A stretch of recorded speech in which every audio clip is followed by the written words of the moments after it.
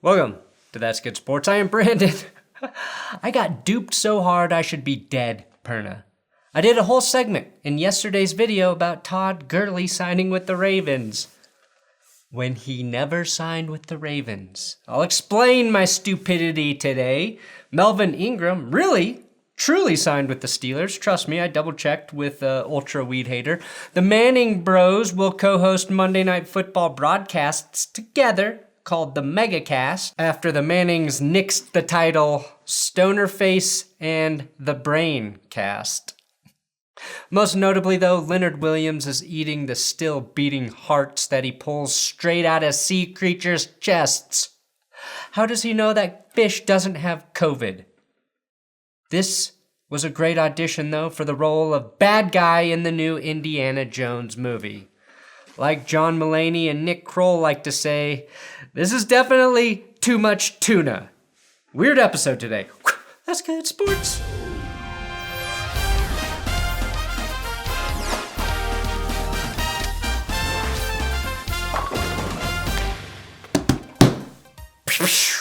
Do not, I repeat, do not subscribe to this YouTube channel. Reverse psychology. And don't forget, you can support this channel. You can support me by buying my coffee, BenchwarmerBrew.com. We've got 3 roasts now, partnered with 5 Points Vids and Urinating Tree. So check out the website, BenchwarmerBrew.com. Yes, the coffee and shipping are not cheap. That's just the way it is when you run your own business. But the cheapest way you can get it is by signing up for the subscription service. And on top of that, the coffee's really fucking good. I found the best fucking beans on earth, and I'm trying to get them liquefied and in your mouth. So really, I'm doing you a favor. Okay, retraction.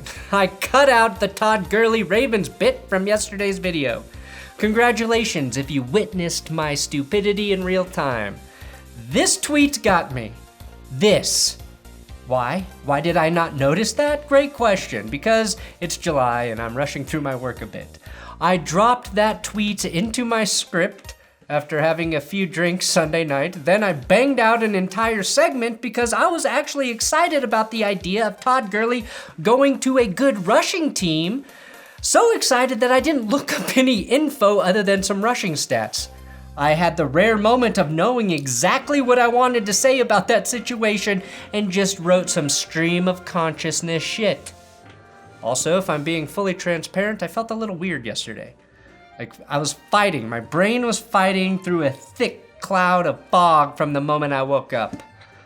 But that's what you get when you have your house fumigated and you enter 12 hours before those insect genocide performers say it's safe. Just so you can talk about 2017's best running back in a video. Here's why I fell for it. It's because Todd Gurley isn't good enough anymore for somebody to make this shit up. Gurley's trying to save his career. I didn't think somebody would have the idea to troll anyone about this news. Speaking of possibly trolling us with news, Adam Schefter tweeted today that this offseason, the Packers offered Aaron Rodgers a 2-year contract extension that would have tied him to Green Bay for 5 more seasons and made him the highest paid quarterback and player in football. Rodgers declined the offer. Proof that it is not about the money. Now, I think this is Schefty's way of reminding everyone that when he tweeted about Aaron Rodgers wanting out of Green Bay on draft day, he wasn't pulling our leg, all right? Next Wednesday, though, is the make or break day for Aaron Rodgers, and it can't come fast enough. July 28th, that is the day Packers training camp starts for the vets.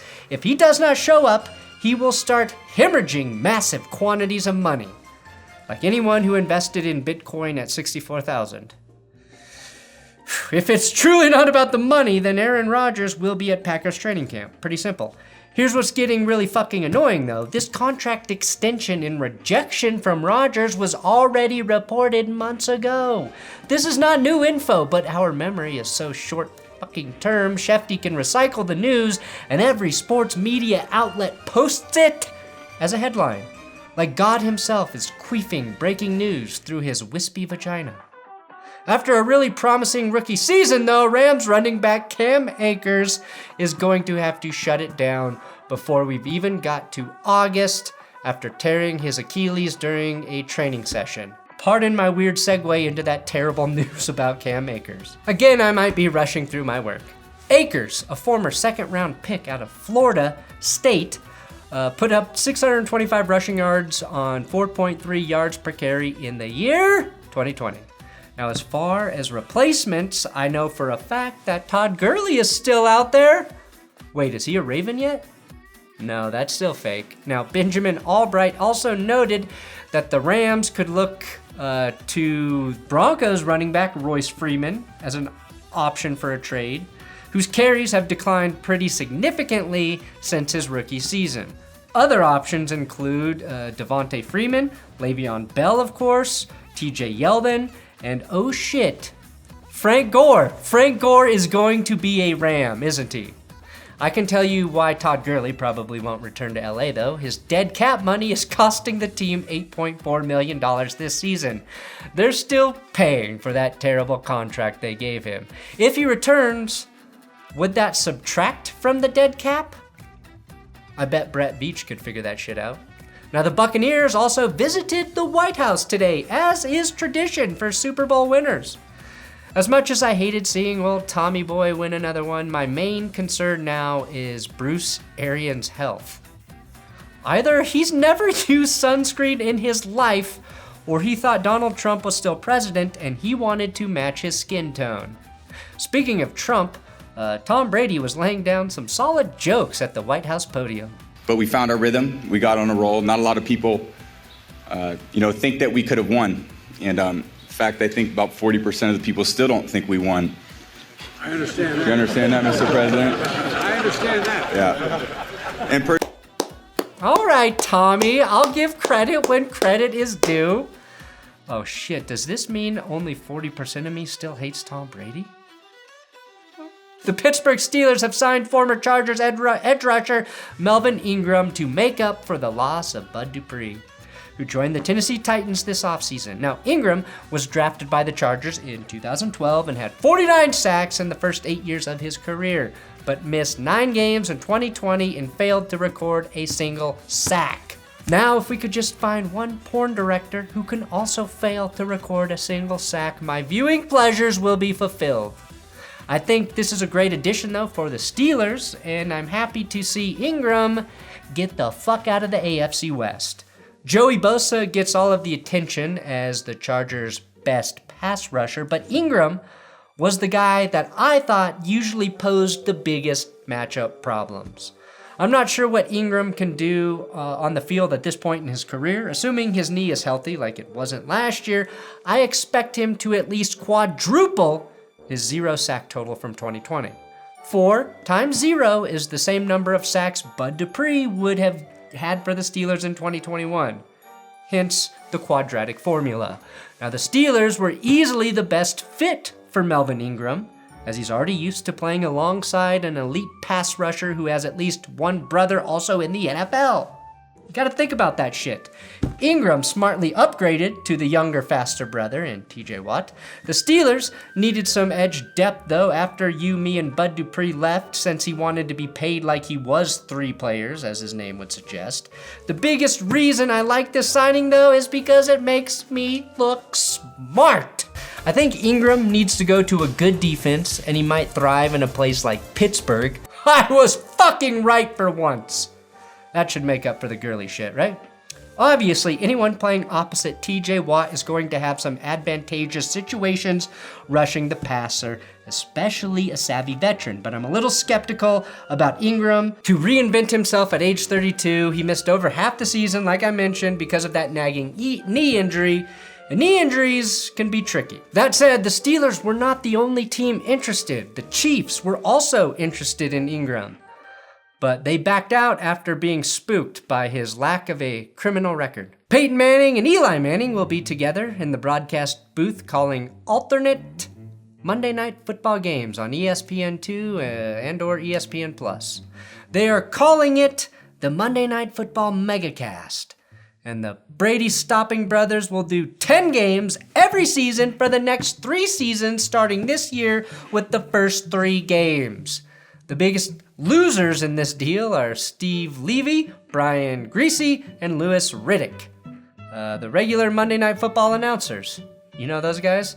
This is like getting to keep the master bedroom while your wife spends the night in the guest room with her new boyfriend. We've all been wondering what Peyton Manning was going to do after he retired. And the answer is that he's just gonna do a little bit of this and a little bit of that. He's not full-time anything, which I think is wise for a dad with small children. Eli too. It's like we all expect them to make this grand transition to the broadcast booth or front office roles or purchasing entire teams, when in fact, they're just doing a little bit of both and seem to be enjoying retirement as well. The broadcasts are also said to include celebrity guests joining them and that the conversation will be a little bit broader picture. Either way, I think it will be an improvement to game viewing for football fans. I rarely say something that genuinely nice about the NFL. A question though, who is the toughest player in the NFL? This was a tweet posed by Pro Football Focus, who managed to figure out something to tweet other than shitting on Drew Lock for a day. They used the iconic shot of J.J. Watt's nose bleeding like a fountain of blood, but I believe most players fall into this category, at least at some point. Every NFL player is pretty freaking tough, especially any player who gets that elusive second contract. We aren't really aware of half the shit these guys play through in terms of injuries. The crazy part though about this question is the first guy I thought of, for the 2020 season at least, was Drew Brees. Now maybe that's just because his photo was right below JJ's on my timeline on Twitter, @BrandonPerna, but damn, last year I think the only part of Drew's body that didn't hurt was his hair. Remember, Brittany Brees, Drew's wife, posted to her Instagram the list of his injuries from last season. Torn rotator cuff, torn fascia, 11 broken ribs, and a collapsed lung. And the most painful one of all? Having to watch Mitch Trubisky win MVP in a game he didn't even win. The fact that Drew Brees played in the postseason is a miracle. The shoulder he used to throw, fucked up. The foot he used to plant and throw, fucked up. And his insides were held together by Gorilla Glue and PEDs probably. Who do you think is the toughest player in the league though? I'm curious because I might go ahead and make a video about it. I can tell you who the scariest player in the NFL is. It's Leonard Williams, who ripped out a tuna's heart and ate it like Khal Drogo of the sea.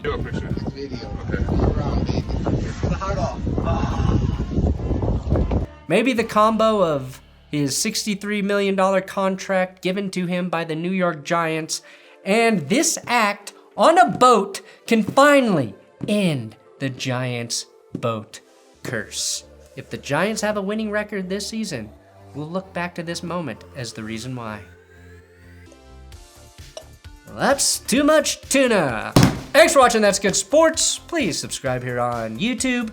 Again, I'm on Twitter. If you like the socials, @BrandonPerna, BenchwarmerBrew.com. That's where you can get my coffee. You can get the armchair blend and the 5 points blend. That's urinating tree and 5 points.